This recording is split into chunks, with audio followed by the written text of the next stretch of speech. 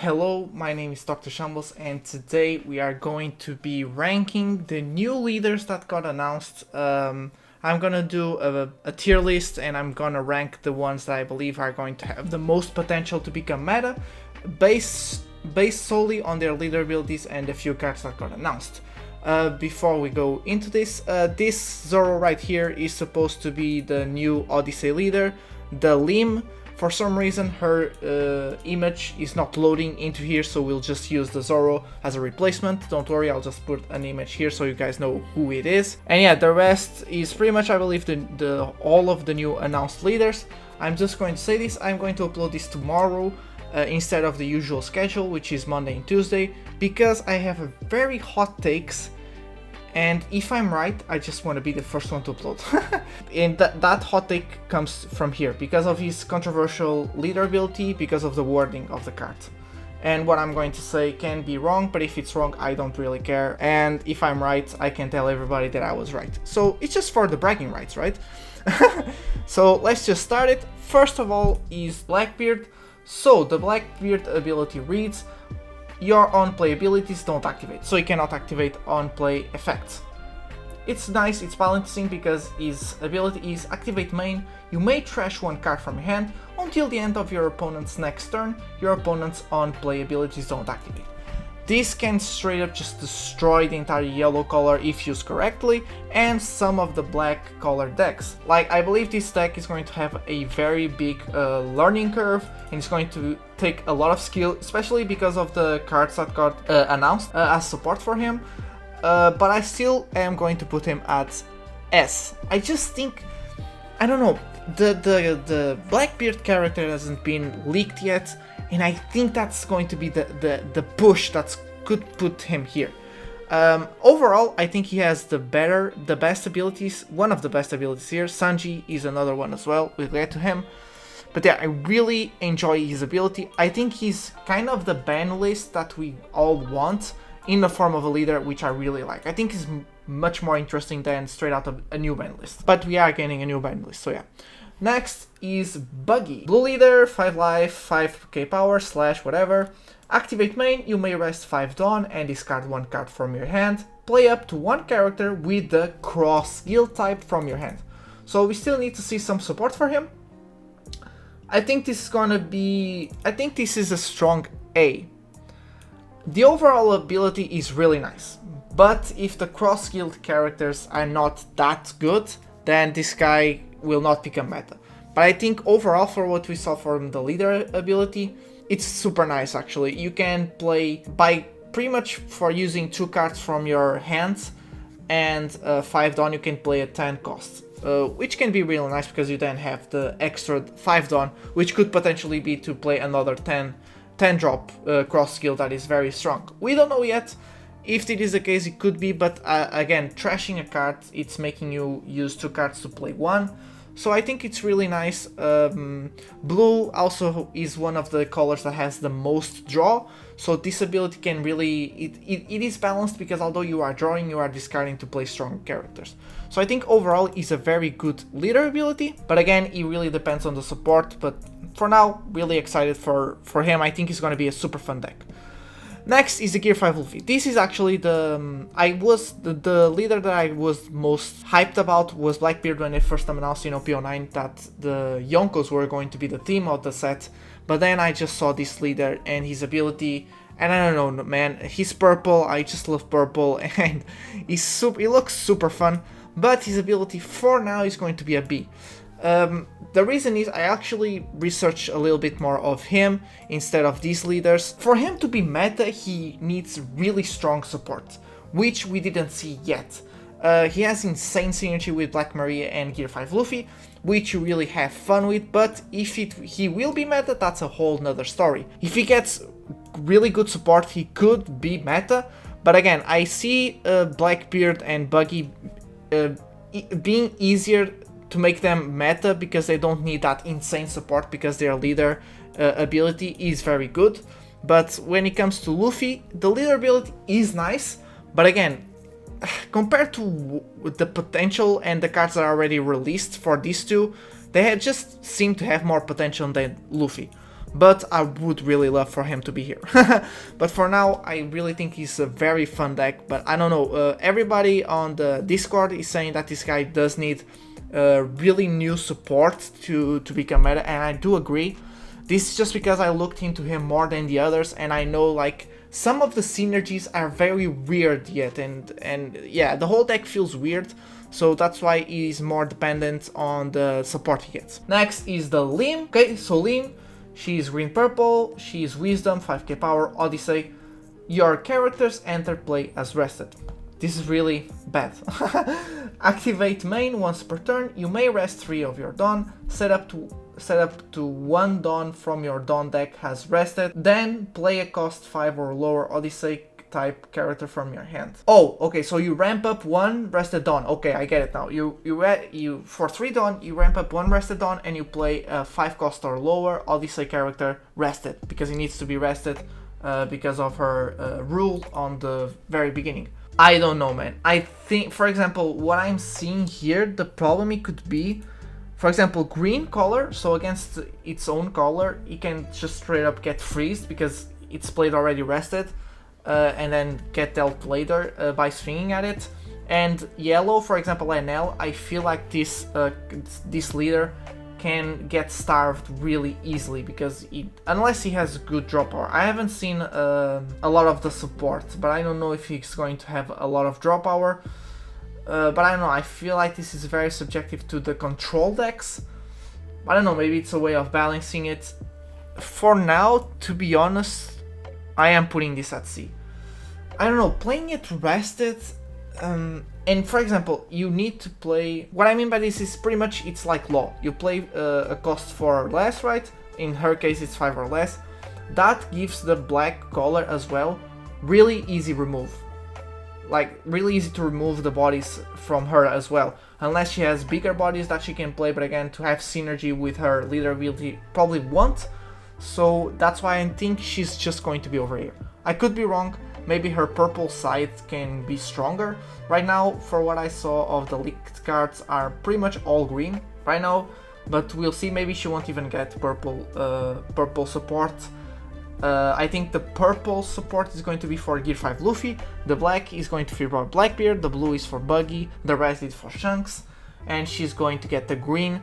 So maybe you just need to do what we already have in purple, maybe Bond Glaze to ramp up. Who knows, I don't know. But it doesn't feel like that good, to be honest. I could be wrong, yeah, I could be wrong, but I don't know. It feels weird, you know?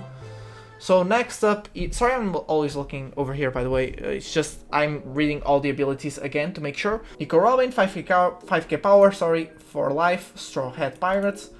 When, by the way, she has Banish on lead effect, perfect. When attacking, you may trash 1 card with trigger from your hand, add up to 1 Dawn card from your Dawn deck and set it as rested. Not gonna lie, would prefer if the Dawn was set as active, but maybe that would be too OP. We still need to see what she would get as support. She will use the support that Gear 5 Luffy gets, so if the Gear 5 Luffy is the one who gets the most support with new purple Straw Hats to help him out, she will obviously take advantage of it because she is Straw Hat Pirates as well.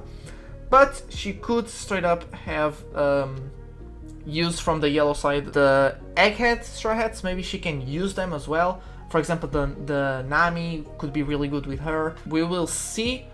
For now, the Banish is really nice because if she goes against a mirror match where you play against a yellow color, she can just straight up go pass through the Banish, the trigger, sorry, the triggers with the Banish. So that Banish, really good. It's these simple things that are going to make a change. It was the same thing with the green-yellow Yamato. Her having double attack straight up as a leader was what was making her very strong at the time. And I think this will be somewhat of the same. When it comes to the overall synergy and her being meta, I don't know. For now, I am putting her at B as well. The Banish is really nice, I'm not gonna lie. I really want to put her here. And depending on the support, she could straight up go over here. I see a lot of potential here, a lot of potential. For now, actually, I'm gonna put it over here. I see a lot of potential here. Although the Dawn is rested, and you do discard a lot of cards, which could hurt her, because yellow does discard a lot of cards. Purple just straight up ramps, and it doesn't really have that much draw power from what I know. I'm trying to think about draw power, but it's not draw power that they have. They have a lot of search. That's what they have. A lot of events that search and a lot of searchers, but not draw power, and that could hurt the deck a little bit. So yeah, I'm gonna keep her at A because this could change. That trashing and being rested on could potentially make her go straight over here, actually, by the way. But depending on the... I see a lot of potential just because of that banish, to be honest. Like, it's really good. Not giving card, because she will not... I can see that she will not be very big on hand size, but she will not let her opponents be big on hand size as well because of the banish. So that could hurt, for example, Blackbeard. So really good potential here. I'm just gonna put her at A. Now, Sanji, I'm just gonna put this at S. This guy counters Blackbeard, we already know. But let's read it first. I already ranked him before I read the leader ability. Sanji, 5k power, strike, straw hat crew, activate main once per turn, up to one of your cost 8 from one of your 8 cost or lower characters without an on-play effect, gains rush until the end of this turn. Let's imagine you have a vanilla, you can just straight up give it rush. One of the cards that I saw that has insane chemistry with this is Luffy from Alabasta, which has banish but does not have an on-play effect. So you just straight up have, he's an 8 cost, so you just play an 8 cost, give it rush, and he has a banish of a 9k swing. Really good. So he also, pretty much he has really good synergy for what I saw already, without even new cards getting announced, from the Red Straw Hats and the Revolutionaries, because he can play the Inazuma with banish as well, and give it to Dawn, and give it rush. So it's really nice. I think he's going to be really good. I think he's going to be, what I would compare him to is the OP05 Red Purple Law. OP05 Red Purple Law, he was strong like early and mid game because he just kept putting cards out, but once he runs out, he ran out of gas really fast, and that was the problem. And I think that's going to be the problem with this. You can build a lot of board, even bigger, as the game progresses, bigger and bigger bodies with rush, and give him the rush. But as the game goes, against, for example, Black Collar and, for example, Red Purple Law, where they just gonna remove your bodies over and over, you run out of gas really fast, and that's going to be a problem with this deck. But still, its leader ability is really strong, and I'm just gonna put it with S. I remember looking at this leader and actually making a deck, and just with the cards that I already released, this deck was really strong, really strong. I need to test it out, obviously, once it comes out, but it has insane potential. And it also counters the Blackbeard strategy, which I think is really nice to balance out. Next is Shanks, and this is the controversial part of the video. So Shanks is a red leader, 5 life, 5k power, Yonko red hair pirates / once per turn, you may activate this effect when your opponent attacks. Period. Give up to one of your opponent's leader or characters power -1k for the turn. There's a big debate where people say, oh, you can only use this on your opponent's turn. When he attacks, you can give a leader or a character's -1k power. And the reason it's worded without the little blue tag of on your opponent's turn is so that people know that it's not on your opponent's first attack, which normally is about the ruling. So you can do it on any attack that you want, it can just be on your opponent's turn. And there's people saying that you can use this on your turn, and then the other side, sorry that I'm explaining all this, the other side is saying that doesn't make sense because you can only activate it when your opponent attacks, and on your turn your opponent cannot attack. And then the other side is saying, well, maybe they will release a new card that can actually attack on your opponent's turn, which then it would make sense for Shanks. Now, this is where my very hot take comes in. I don't think it needs to be when your opponent attacks. I think this is a free Karasu. Karasu is when you play him, you give -1k to a character or a leader, and then every time he swings with 7k, he does the same. And I think you can straight up just make this with Shanks. My reasoning is you may activate this effect when your opponent attacks, period. You may activate, period. It feels like a different sentence, and then it goes for the effect. It means his effect is once per turn, give up to one of your opponent's leader or characters minus 1k power for the turn. And then you have an additional condition, which is you also can use it when your opponent attacks. When I first read it, that's how I read it, and it made sense. I don't think that when your opponent attacks is mandatory. I think you straight up can just give minus 1k power at anyone, and you can also do this when your opponent attacks at any attack. That's my take. I'm just gonna, if I'm wrong, I'm wrong, guys. You guys can flame all you want in the comments. This makes the debate, because if it's only on your opponent's turn, this straight up goes over here. That's just better than this. I mean, Zoro, that's right here as a replacement for Lim, is better than Shanks with this. Whitebeard as a red leader is better than Shanks. But if he is, if he in fact can just perma give the leader minus 1k, it can go over here, and or straight up over here.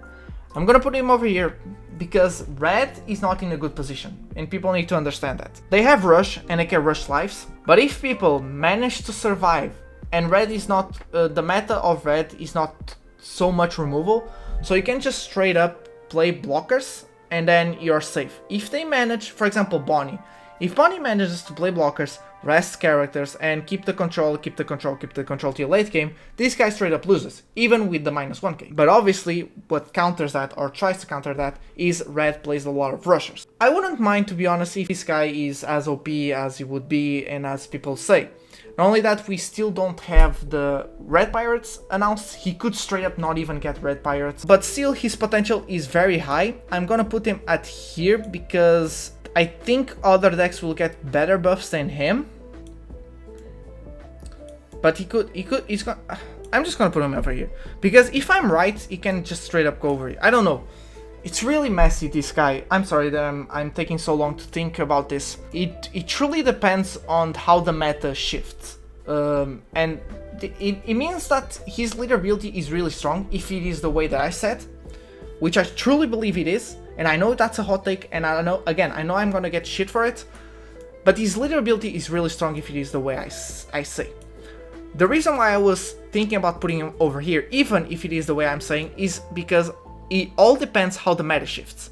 If the meta shifts accordingly to let this guy shine, like for example how Red Purple Law just out of nowhere climbed to the top 1 deck in OP07, this guy can be a menace. But if the meta does not shift so much in his favor, at least at the beginning, this guy will straight up just be over here. He'll be viable, but not S tier. But he'll still be meta. And obviously, if his leader effect is not the way that I'm saying, and I'm just straight up a dumbass, which is probably right, he just goes over here. I don't think giving your opponent minus 1k is that big of a deal, because once again, most colors play for late game. Yellow plays for late game, green plays for late game, black has Modia for late game, and even purple, it's starting to go a little bit more on late game. But I do think they are more of a mid game kind of deck. So yeah, so that minus 1k, it'll get to a point that it makes no difference. So I think it would be nice for him to be able to give minus 1k to the leader over and over again to try and rush it down before the late game starts coming, if that makes sense. So yeah, I'm just straight up gonna put him here. This video is already very long because of this, but I do hope you guys enjoyed. Tell me what you guys think. I was wrong on the last one when I made the other tier list. I think it was in OP07. I was wrong in some things and I did get right on others. I remember putting Bonnie on S, and she's not really S, she's more on A, but she still has a lot of potential. But yeah, this was my take on it. Again, Shanks is really controversial. I know that. You guys can leave all your thoughts on the comments. And if you stayed till the end, thank you so much. And consider liking and subscribing if you did. Goodbye.